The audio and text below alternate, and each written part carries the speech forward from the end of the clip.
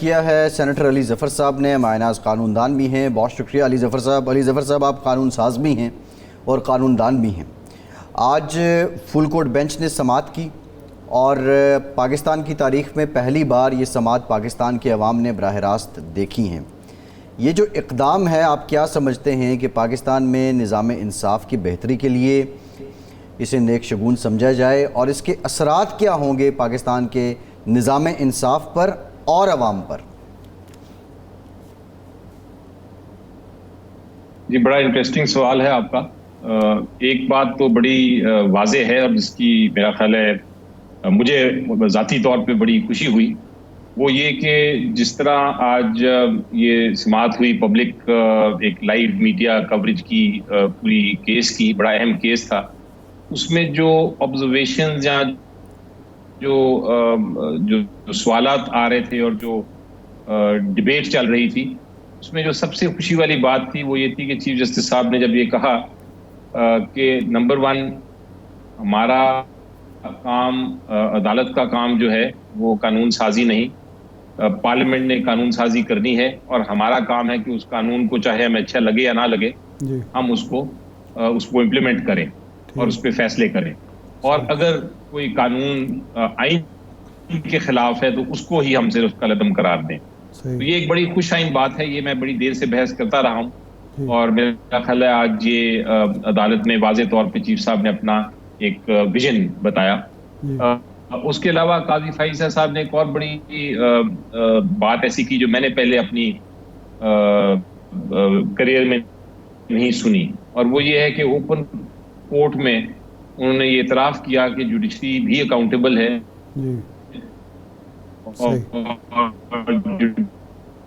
Judiciary نے غلط فیصلے بھی ہوئے کیے ہیں، آپ کو کرنا چاہیے اعتراف، تاکہ یہ لوگوں کو پتہ ہے، اور یہ ٹرانسپیرنسی اور اکاؤنٹیبلٹی کا پرنسپل ہے۔ میرا خیال ہے یہ بڑی دو اہم باتیں تھیں۔ اب آپ کا سوال آیا کہ یہ یونیک جو کام ہوا ہے، پہلی بار تاریخ میں ہوا ہے پاکستان کی، کچھ ممالک میں تو یہ لائیو میڈیا کوریج چل رہی ہے، کچھ ممالک میں نہیں ہے۔ اس پہ ڈیبیٹ ہر ملک کر رہا ہے، جہاں لائیو ڈیبیٹ چل رہی ہے وہاں بھی ڈیبیٹ ہو رہی ہے، اور جہاں یہ لائیو پروسیڈنگ نہیں چل رہی وہاں بھی ڈیبیٹ ہو رہی ہے۔ دونوں طرف سے ویوز ہیں۔ ایک ویو تو یہ ہے کہ بڑی اچھی بات ہے کیونکہ اس سے ٹرانسپیرنسی آتی ہے۔ آفٹر آل یہ جو ٹرائل ہوتے ہیں اور کیسز ہوتے ہیں، یہ عوام کے ہی پیسوں سے یہ کیسز چل رہے ہیں، اور عوام کے لیے ہی یہ کیسز چل رہے ہیں، تو عوام کا حق ہے کہ وہ سنیں کہ اس میں کیا بحث ہو رہی ہے اور کس طرح معاملہ آگے چل رہا ہے۔ تو ٹرانسپیرنسی اور اکاؤنٹیبلٹی کے لیے یہ بڑا ضروری ہے۔ لیکن دوسری طرف ایک اور ویو پوائنٹ بھی ہے،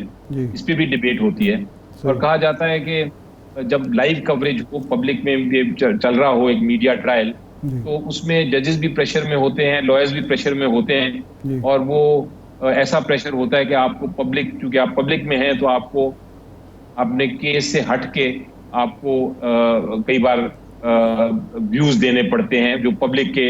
ریلیونٹ ہوں، تو وہ اس سے ٹرائل سفر کرتا ہے۔ اور پھر سب سے بڑی بات ایک کرٹیسزم یہ آتا ہے لائیو کوریج پہ کہ لوگ چونکہ سمجھتے نہیں ہیں آبزرویشنز کو جو جج صاحبان کی طرف سے آتی ہیں، آبزرویشن یا جو لائرز کی آرگومنٹ ہوتی ہیں، تو پھر وہ اپنی ہی ڈیبیٹ شروع کر دیتے ہیں اور اپنے ہی ایک تاثرات لینا شروع کر دیتے ہیں کیس کے بارے میں۔ تو یہ ایک دونوں سائڈ پہ ڈیبیٹ ہے، لیکن میرا خیال ہے قدم اچھا ہے، اور اس قدم کو اب یہ پہلی بار لیا گیا ہے، اب اس پہ ڈیبیٹ ہوگی، اس پہ شاید رولز بھی بن جائیں کہ سو موٹو کیسز جو ہیں کم از کم وہ تو لائیو ان کو کوریج دی جائے، باقی بے شک کو نہ دی جائے، لیکن سو موٹو کیسز جو اہم امپورٹنس کے ان کو لائیو کوریج دی جائے۔ اس پہ ڈیبیٹ ایک شروع ہو گئی ہے، یہ بڑی اچھی میرا خیال ہے ڈیبیٹ اور ہیلتھی ڈیبیٹ ہے۔ اچھا علی ظفر صاحب، ایک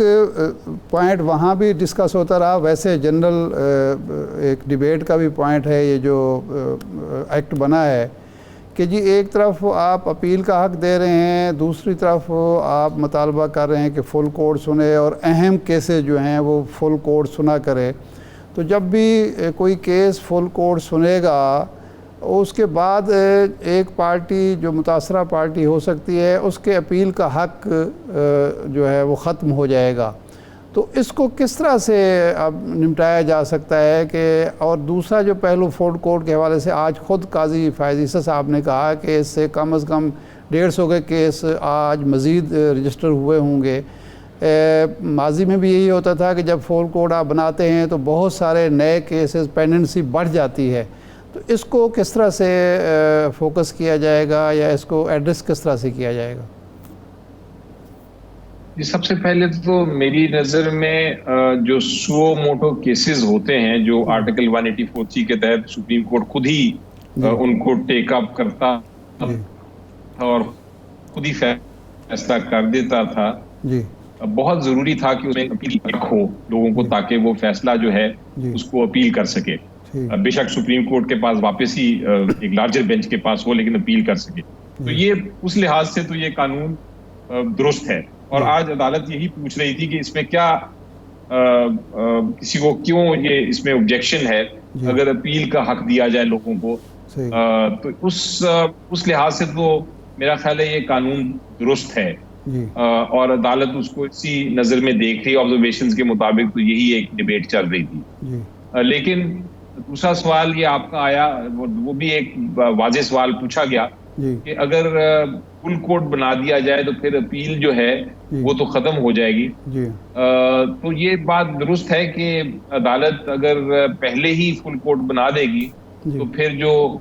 قانون میں اپیل کی پروویژن ہے وہ تو ایک طرح سے نلیفائی ہو جائے گی. لیکن اس کا جواب میں خیال ہے ملا صاحب نے دیا تھا کہ یہ ہائی کورٹ میں بھی یہ ہوتا ہے، کیونکہ ہائی کورٹ میں بھی ایک قانون ہے جس کے تحت آپ ہائی کورٹ کے جج کے خلاف بھی ایک اپیل کر سکتے ہیں. لیکن اگر وہ وہاں لارجر بینچ سن لے وہ کیس شروع سے ہی تو پھر وہ اپیل کی گنجائش ختم ہو جاتی ہے. تو اسی طرح کا ایک میرا خیال ہے پروسیجرل رول بنانا پڑے گا سپریم کورٹ کو جو اس قانون کو سپلیمنٹ کرے یا اس کو ایڈ کرے اس میں یہ چیز. اچھا یہ علی صاحب ایک نقطہ بڑا امپورٹنٹ ہے عوام کی رہنمائی کے لیے. ایک سیکنڈ، یہ جو فل کورٹ کی عام طور پر استدعا کی جاتی ہے وہ یہ ہے کہ جی کسی کو بھی اعتراض نہ رہے، ایک فیصلہ ایسا آ جائے جو متنازع نہ ہو. لیکن ہم نے ماضی میں دیکھا خاص طور پر نواز شریف کیس جو تھا 93 کا، فل کورٹ نے کیس سنا، فیصلہ دیا، اسمبلی بحال ہوئی، ایک جمہوریت کے حق میں فیصلہ تھا لیکن اس کو چمک کا نتیجہ قرار دیا گیا. تو فل کورٹ بھی اس کا مطلب مسئلے کا حل تو نہیں ہے.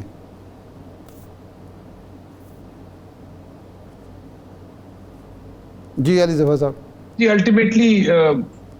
ضروری نہیں ہے کہ فل کا بھی یہ تو ہم نے دیکھا ہے، ہماری ایسی ماضی میں ہم نے دیکھی ہیں ججمنٹس کا، آپ نے ذکر بھی کیا، اور بھی اس طرح کے ایگزامپلز ہیں. لیکن امید یہ رکھی جاتی ہے